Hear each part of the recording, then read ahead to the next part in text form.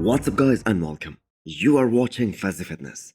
So let's start this video with the update from the reigning Miss Olympia, Samson Daa. So there is just no denying the fact that Samson probably has one of the best legs in the men's open bodybuilding right now. And that too from every angle. The thing is, they aren't just massive. He has some great separation and amazing detail as well. Especially the way his quads appeared at the Olympia this year. That was totally a game changer, because not only did he make the quads of both Hadi and Derek look a bit downsized, but he had more detail in the hamstrings and the glutes as well, the kind of detail that was never seen on him before.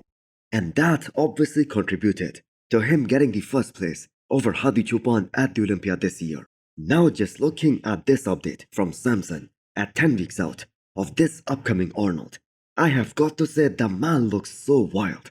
Now they have the same blueprint on how Samson looked in France just 2 weeks before the Olympia this year. So all they have to do is execute that same plan. Now it isn't as simple as it appears, because anything can happen in bodybuilding. But as of right now, the way things are looking, Samson is gonna be the hot favorite to win his second Arnold title. Now he's a very gifted athlete in a sense that he has been doing every single Arnold and every single Olympia and a number of other shows as well, every single year for the last 3 years or so. And the thing is, there hasn't been a single show where he showed any signs that he's tired or his body isn't responding. And the moment they fixed his conditioning, he won the Olympia. And it is gonna be super hard to stop him from winning this upcoming Arnold by both Derek as well as Andrew Jatt.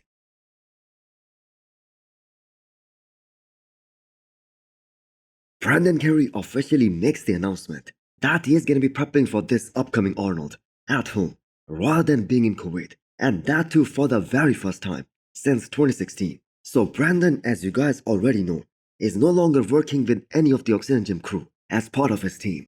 Now this, I have got to say, is certainly going to be very interesting, because there hasn't been any competition that Brandon did starting from 2017 where he did not go out there and stayed in Kuwait for at least 10 to 12 weeks and finished his prep there.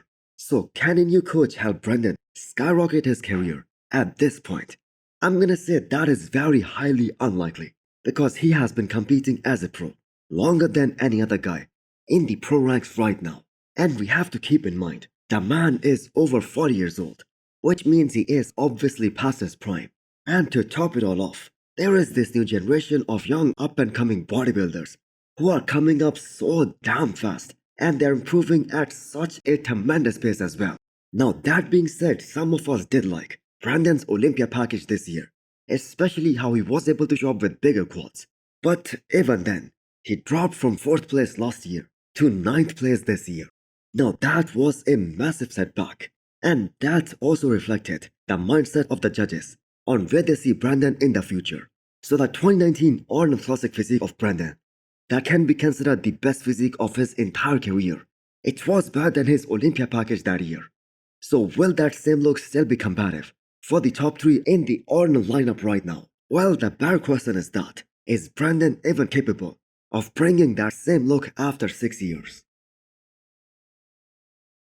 Next up, we have the physique update from Martin Fitzwater. So he had these last few weeks dedicated to the detox phase, relax, and just focus on getting his body a bit healthy, get all of his health markers in check before he starts another prep. Which in itself is a controversial topic, especially in modern bodybuilding, because so many people have this question: how much healthier can these guys really get after taking a break from gear for 6 to 8 weeks time? Well, in my opinion, that kinda varies from person to person, but Martin has been very confident that even during his contest prep phase, his health markers were looking way better than what he expected. Now this, I think we can all agree, was the breakout year for Martin Fitzwater. I mean, the man won 2 pro shows, starting from Detroit Pro and then Prague Pro. He placed second behind Nick Walker at the New York Pro this year. And to top it all off, the sweetest of them all, he placed top 4 at his Olympia debut. And he has to continue with this momentum, because he committed to doing FIBO Men's Open, which is scheduled to be in the 2nd week of April. So Martin is gonna be pretty much right back on the prep on the 1st of January. And just because the show is gonna have a massive amount of prize money, especially for the winner, we expect to see a great lineup for this one as well. Now, there will obviously be just one winner at the Arnold, Ohio this year. So chances are that many of these guys who will be in top shape at the Arnold, they will also do Detroit Pro as well as FIBO Germany. Now, Martin, being the fourth place finisher from this past Miss Olympia, he is obviously going to be the favorite to win this show. But I am personally more interested to see him doing the Pittsburgh Pro because we might see a battle of him and Derek Lansford and Nick Fokker at that show. The 22 years old Nihat Kaya, who was also the youngest IFB pro, when he won his pro card, he shocked a lot of people at his pro debut earlier this year at Dubai Pro. Now, it was Angel Calderon's superior density and muscle maturity that gave him the edge over Nihat Kaya. Because in terms of the beauty of the physique and the aesthetics that Nihat Kaya brought to the stage to his pro debut, it was a more appealing physique than that of Angel Calderon's. And that is why so many people had him beating Angel.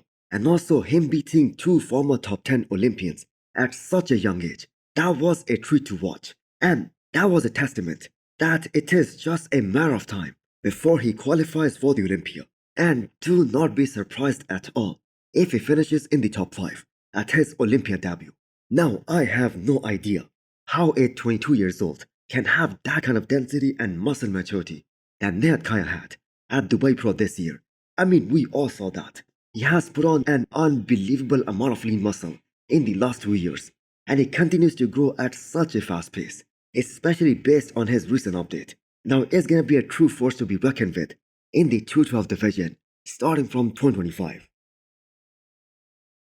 So, more off-season physique updates from Quinton Beastwood. So, will this upcoming year be finally that time when we will see Quinton bring his best to the stage, when he will finally put it all together? Well, I certainly do hope that he does, because the world of bodybuilding, they have always acknowledged the great talent that Quinton is. But if you are a bodybuilder who is over 6 feet tall, it obviously gives you an advantage over your competition, but only when you have filled out your frame. And the thing is, Quinton has been unable to do that just yet. Every year, he has gotten bigger, and his Toronto Pro look this year, that was the biggest he ever looked on the stage, and he got rewarded for that as well. Now, a lot of people do not realize that he has been competing as a pro for more than 5 years now. And although he's still 29 years old, this is the time for him to win his first pro show and step onto the biggest bodybuilding stage, the Olympia. Now, it was a very long prep for him when he did the New York Pro this year, and the results were so surprising in a sense that he did not appear any bigger, even after taking more than 18 months off. Now, his off-season pictures, they look very promising, so let's wait and see how much size he can retain during his next prep, in which he is gonna coach himself. So hit the thumbs up button if you liked the video, and smash the subscribe button if you wanna come back for more. Thanks for watching.